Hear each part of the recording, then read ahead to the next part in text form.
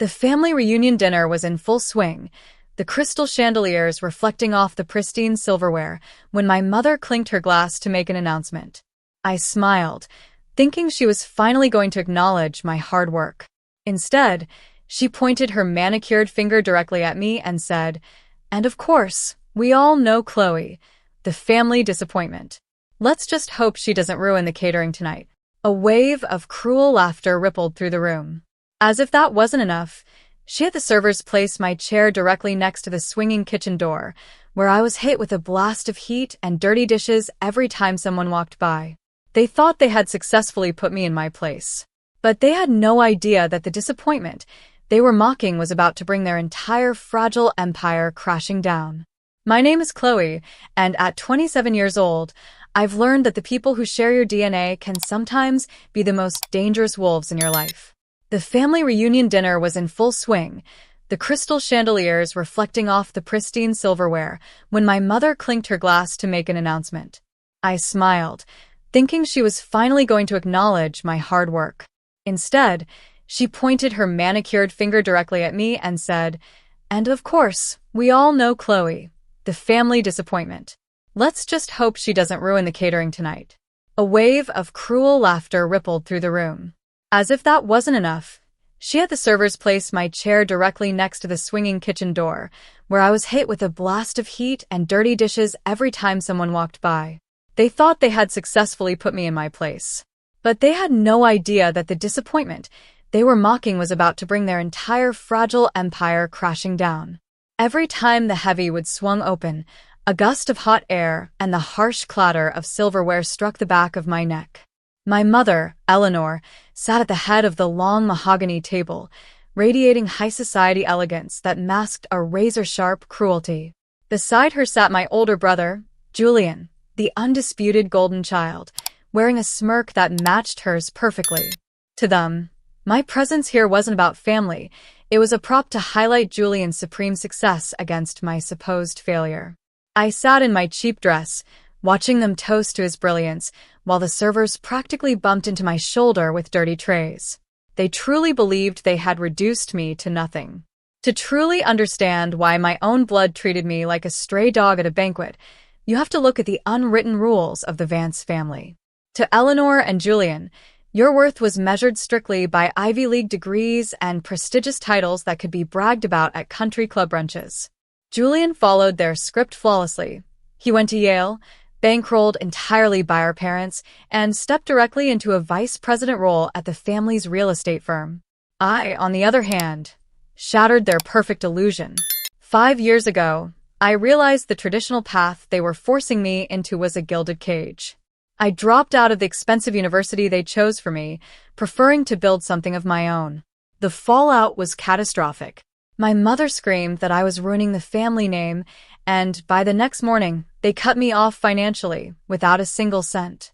They expected me to come begging for forgiveness on bended knee. But I didn't.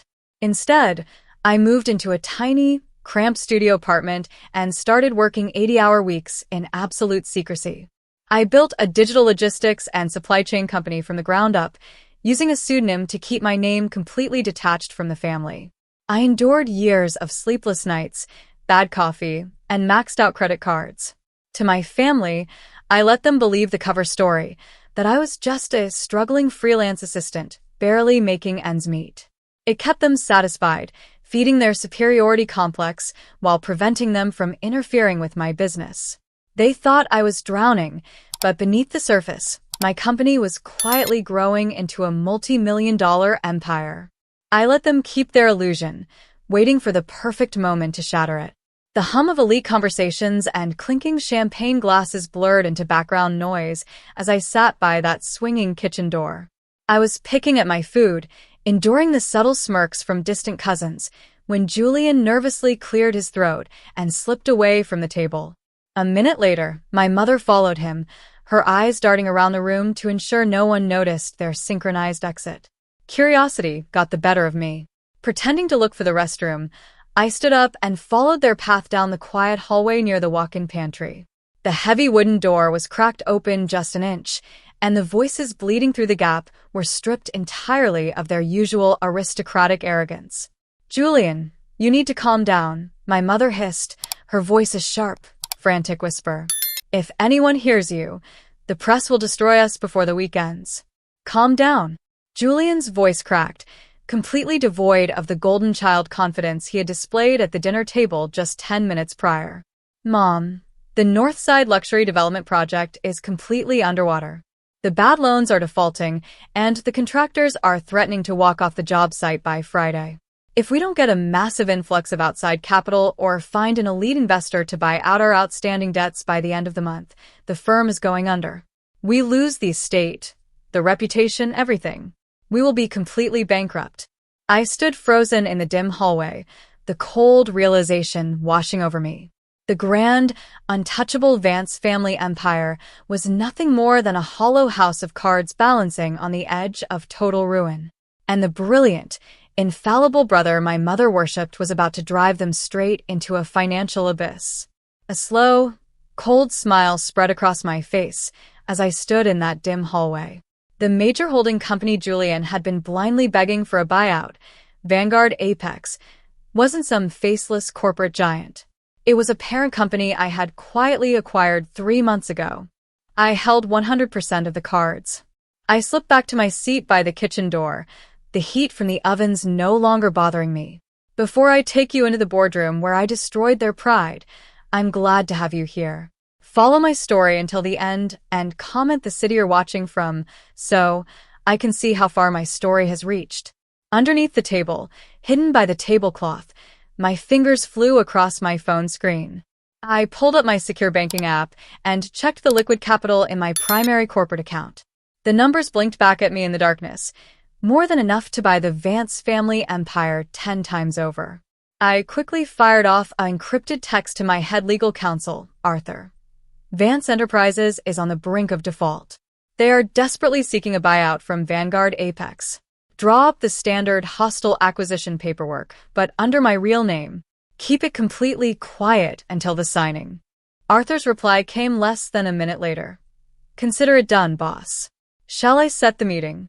I looked up from my phone just as my mother and Julian walked back into the dining room, their faces tightly masked with fake smiles.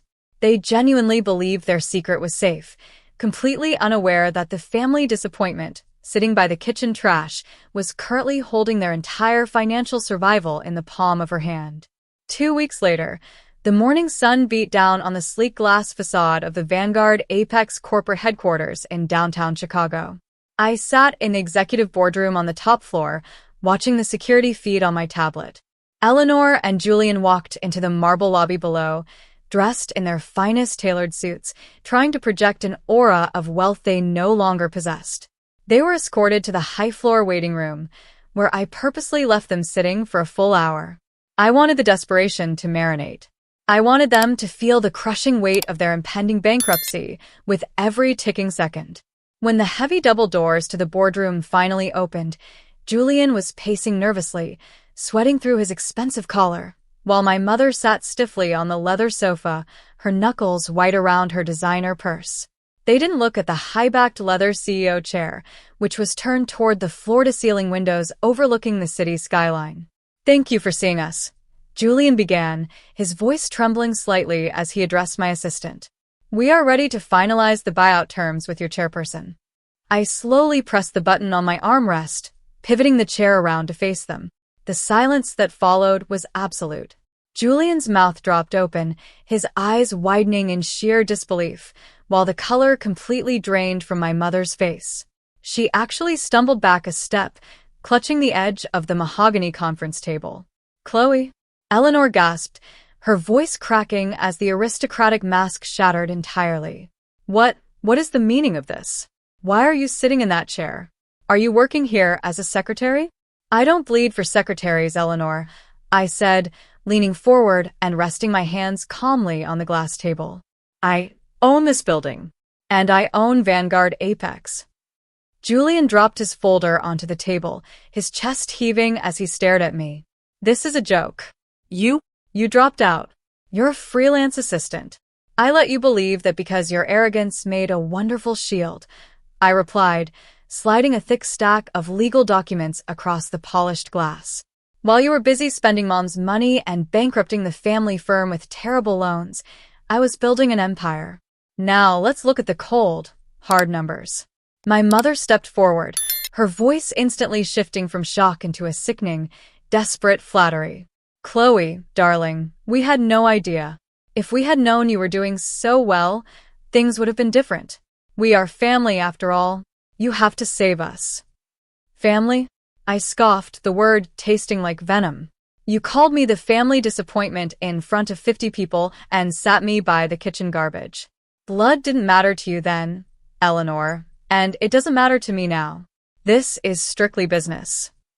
I pointed to the documents. Vanguard Apex will buy out your defaulted loans and save you from public ruin, but on one non-negotiable condition. You and Julian will sign away every ounce of executive control. You will hand over the keys to the firm. The Vance name is wiped clean from the brand. Julian's face twisted in rage. You want us to become your employees? In our own company. It's not your company anymore, I said, leaning back in my chair.